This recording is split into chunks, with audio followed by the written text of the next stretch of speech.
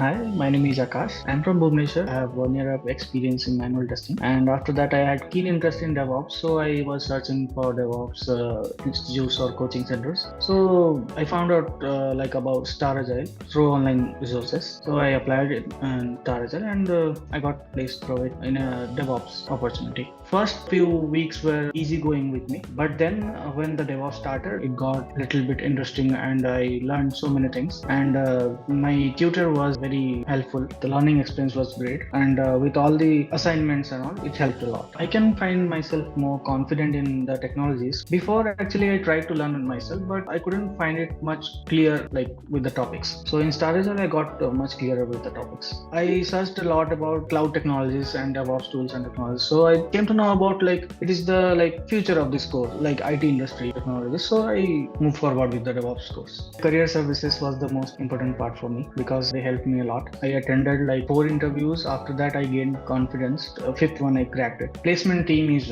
really great help. They helped me a lot.